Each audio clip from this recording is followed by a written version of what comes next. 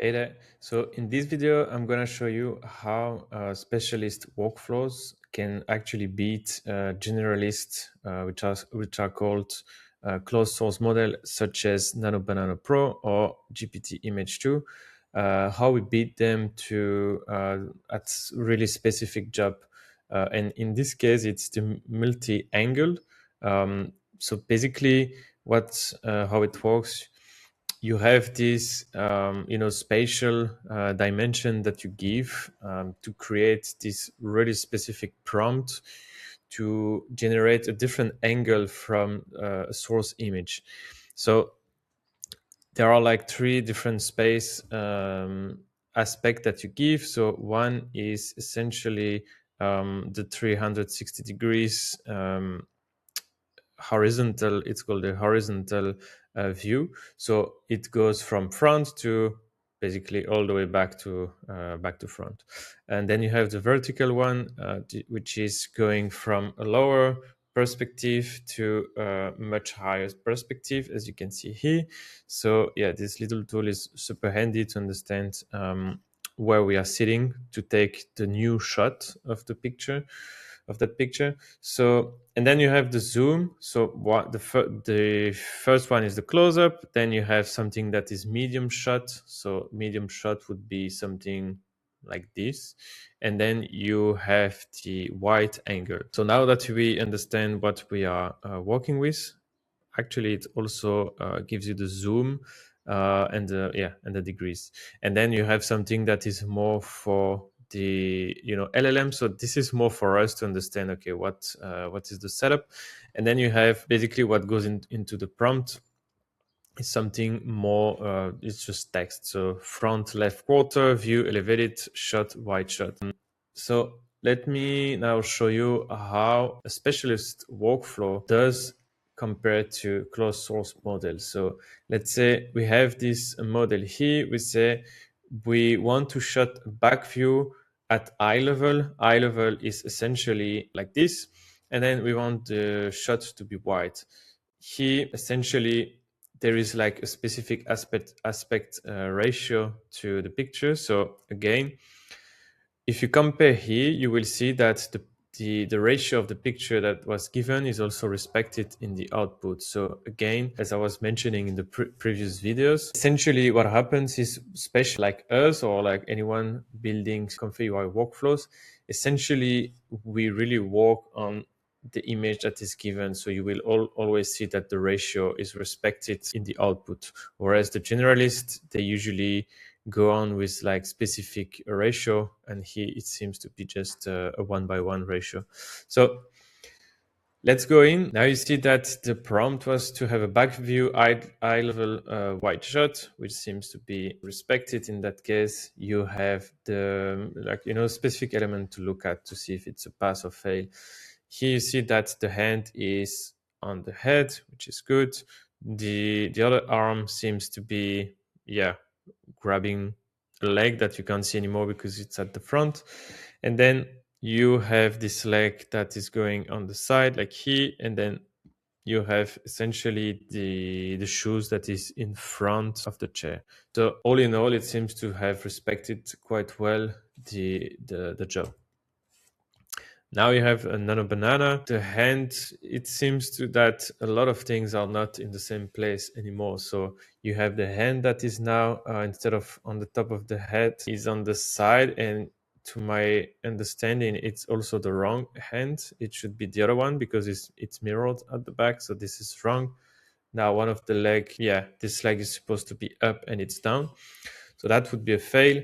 And then here she also has very different position from what it was in the beginning. So she's now doesn't have this leg on the chair anymore. She seems to be more like laying backwards, as opposed to here she seems to be more straight. So essentially what we can conclude is that the closed source model did not really understand the instructions so well. So that would be a fail for production. Even, something I forgot to mention is the shade, the shadow. If you look at it here, it goes, the light seems to be going, this way in the vertical fashion. You can see the legs shadow on the floor. Here, that's the same. it seems that it gave us a little bit more shadow, but it's kind of close to the original direction of the light, right? And then okay, fair enough. The position changed completely. So it's okay. If you look at the shadow, you understand that the model just essentially flipped the person, the model on the picture, right? Because she was supposed to be, yeah, we were supposed to be sitting with the camera at the back, and now we just essentially turned the woman 160 degrees. So this is wrong. And then again, I have the same impression if you look at the actual shadow. So that's the first one. And this one is, what did we ask? We say, okay, we now are going to sit on the left side, eye level, and a wide shot. So this seems to have respected. She's holding the leg, and then the leg is there. The hand is on the head, so this seems to be respected. Maybe a note is around those buttons. I think it's quite complex, so that's probably something that would need to be retouched, but essentially that's something that would be detected by our Sentinel technology, and this probably wouldn't be going through. But it's like, all in all, the picture, the angle seems to be respected, so it did the job correctly. Now, yeah, again, the angle is good this time, but the position is completely different. The hand is different. So it looks very good, of course. If you look at it like this, you understand, okay, looks like it's the same person.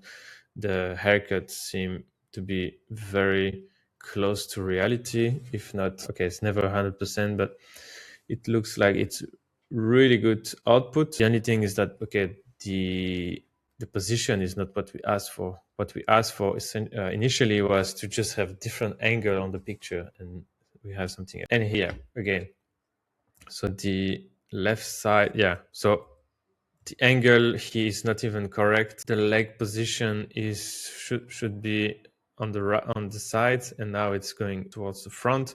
And now she's looking at us instead of us just taking the picture from a different angle. So this is something that essentially would not pass in production. So that was to explain to you a little bit more what Specialist does in terms of, accomplishing a very specific prompt and very specific job, as opposed to closed source model. And here again, because this one is the fourth video out of the 30 videos I'm recording.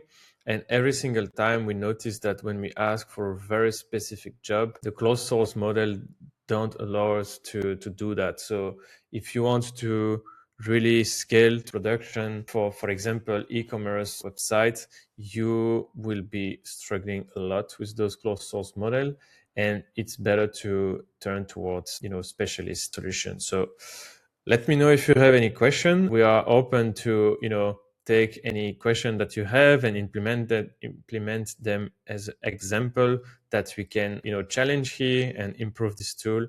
But the goal is to really showcase what a specialist can do for you if you want to take your AI image production into a live environment and not just, like a central mockup, let's say. So yeah, that's about it. Thanks for watching, and talk to you soon.